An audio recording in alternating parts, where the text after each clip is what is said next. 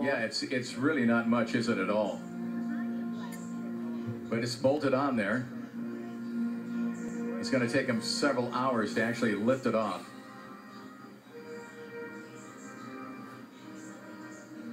I was asking Dr. Phillips, in addition to the shuttle, what else they received from NASA, and he said the mechanism to get it off the 747 onto a trailer and then to get it off again once it gets to the Science Museum. I said, yeah, that'd be a pretty important piece of equipment. Yeah, they don't want to forget that. That could slow things down. They have so much work ahead of them now, though, and it's going to be such a tedious process. They have to, as you said, use the crane and the giant sling, take that off. They're going to be doing some work with it, a lot to get ready for that slow trek through the city. Yeah, but before that's going to sort of like lay low in a hangar, United Airlines hangar there for a little while before, as you mentioned, it takes that long trek. But what an incredible sight as it makes its way into LAX. Yeah, I think one of the most amazing things is just listening to the music and seeing that flag. Of course, the crowd is erupting as soon as it comes into view. Hey, Chuck, we still got you, right? Yep, I'm right here. You can see one of the crew members sticking his head out that hatch, who's holding the American flag. Exciting for us here on the ground. You've got to know that it's been an incredible flight for the 4 people that were in that 747. That's going to be something to tell their kids about for sure. Absolutely. Not only did they do a wonderful thing, a historic thing, but they took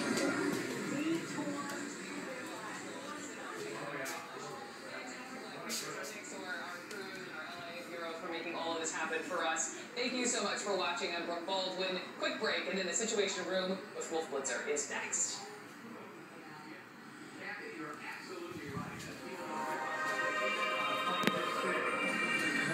That fast, you still get a tremendous view of what's going on in the ground. And for sure, they saw hundreds of thousands of people that came out today to watch them.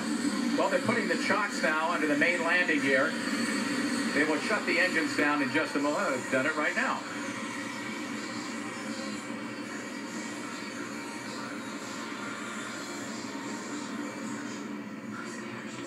So, Chuck, if you can, just briefly, you're just feet away from it. What's it like to see it up close and personal like this? Michael, that's easy. Wow, that's big. Holy cow. That is big, big, big. It's amazing. And just looking, I'm looking at the tiles because I've heard so much about the tiles. It has scorch marks on the shuttle. I mean, it looks like a shuttle that's actually been in space many times. Yeah, I was reading you can sponsor terrific. a tile. You can actually make a donation and sponsor a tile. Oh. That's one of the ways that you can contribute to this project. And the other thing that I'm amazed at is the engineering feat that figured out the aerodynamics of how you could put this on the back of a 747 and then fly it. It's amazing. You know, originally they were going to use an Air Force plane, but the Air Force apparently wanted control over the plane.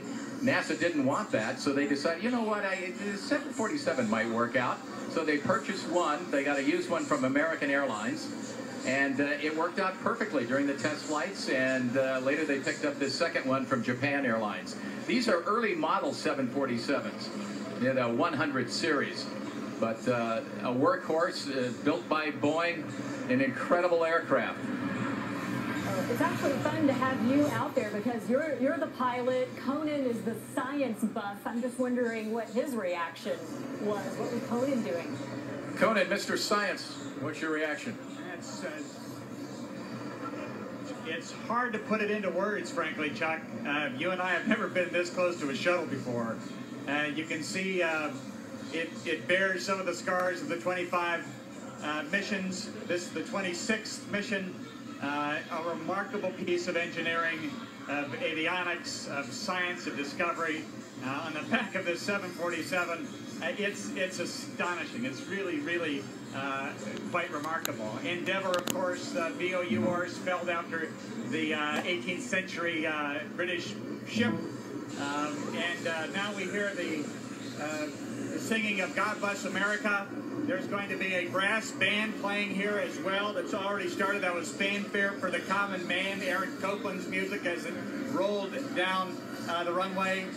And we're going to hear some speeches, although I was told that, of course, it's going to be tough. Apparently they put a cap on the airspace for about 10 minutes as it came down, but now jets are going to be taking off again. And I tell you, for those who've donated and are thinking about donating to help with the display of this Endeavour, this is quite a moment. They can see exactly what they're getting and the effort at, again, using this to advance the cause of science and education. Okay, we're going to toss it back to Kathy and Michael for a moment. Kathy, Michael? We have to have an important announcement right now. We just want to tell you we're watching a special edition of the NBC4 News. It is now 1 o'clock, and we do understand that you are missing days of our lives. But we're waiting for an update, and we will have an alternate time in which we will show that in its entirety. So Yeah. This is a special edition as we watch the Endeavour come home to California. And it is here back in Southern California. We'll toss it back out to Chuck and Conan. Hey, guys. I'm just thinking what a wonderful sight this is for people leaving LAX right now on these flights that had been backed up. And now they get to fly in. If you're leaving on this departure on runway 25, you can look right down on the right-hand side of the plane and you see this. That's got to be special and spectacular. You can only imagine the number of people up and down the state of California, from the San Joaquin Valley and the Sacramento Valley over to the Bay Area, down the coast over Vandenberg, Santa Barbara, who didn't know this was happening. And then all of a sudden, they see the 747 with a shuttle on top of it, and they think, holy cow. Yeah, I have to tell you. Holy cow's probably putting it mildly. Right. Again, God Bless America being played here. And Colleen mentioned this up at Griffith Observatory. It's an emotional moment for a lot of people here.